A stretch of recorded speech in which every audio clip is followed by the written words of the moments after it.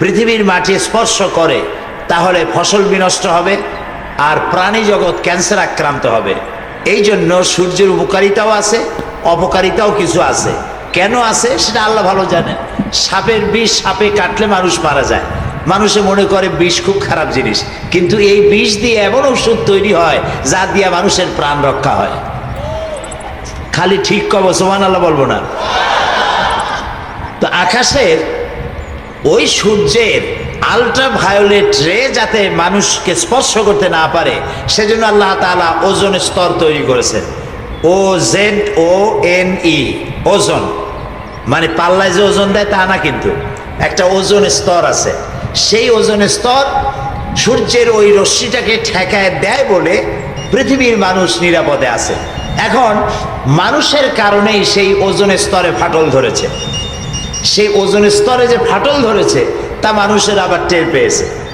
কেমনে ফাটল ধরলো এবং কিভাবে সেটা রিপেয়ার করা হবে সে কথাটাও আল্লাহ মানুষকে বোঝার তৌফিক দিয়েছেন। আর আল্লাহ তাআলা বলছেন, ওমা উতীতুম মিনাল ইলমি ইল্লা কালিলা, আমি তোমাদেরকে খুব সামান্যতম জ্ঞান দিছি, তোমাদের কোনো জ্ঞান নাই, দিছি একেবারেই সামান্য। কত সামান্য? একটা পাখি যদি সমুদ্রের মধ্যে আটলান্টিক মহাসাগরে একটা পাখি যদি তার ঠোঁটটারে ডুবাইয়া যদি ঠোঁটটা উঁচা করে তাহলে কতখানি পানি উঠলো? জি, এক ফোঁটা যা উঠলো কিছুক্ষণ পরে সেটাও পড়ে যাবে। তো মহাসমুদ্রের মধ্য থেকে পাখি তার ঠোঁট চুবাইয়া যতটুকুন পানি উঠাইতে পারে নাই, আল্লাহর জ্ঞানের মহাসমুদ্র সীমাহীন জ্ঞানের মধ্য থেকে পৃথিবীর সব মানুষ একত্রিত হয়েও পাখি ঠোঁট ডুবাইয়া যেটুক পায় নাই মানুষের সেটুকু পায় নাই।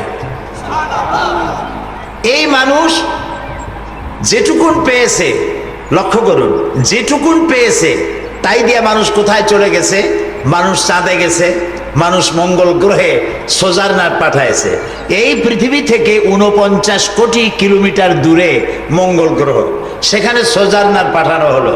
এটা 6 কেজি ওজনের একটা জিনিস, তার মধ্যে রয়েছে ক্যামেরা, এটা পাঠানো হয়েছে সেখানে। ওইখানে নামার পরে ক্যামেরায় ছবি তুলেছে, ছবি তুলে 49 কোটি কিলোমিটার দূর থেকে সেই ছবি ট্রান্সমিট করেছে নাসায়। নাসা থেকে তারা দেখতে পারলো গাড়িটা চলতে গিয়ে কাত হয়ে পড়ে গেছে। পৃথিবীর মাটিতে বসে কাত হয়ে পড়ে যাওয়া সোজারনাটকে তারা কম্পিউটারের মাধ্যমে মনিটরিং করে ঠিক করে দিচ্ছে। এরপর আল্লাহ তাআলা বলছেন, ওমা উতীতুম মিনাল ইলমি ইল্লা কালিলা, তোমাদের কোনো জ্ঞান দেই নাই, যা দিয়েছি খুবই সামান্য। আসল জ্ঞান এই জায়গায়। আসল জ্ঞান কোথায়? সবাই বলেন। ওরা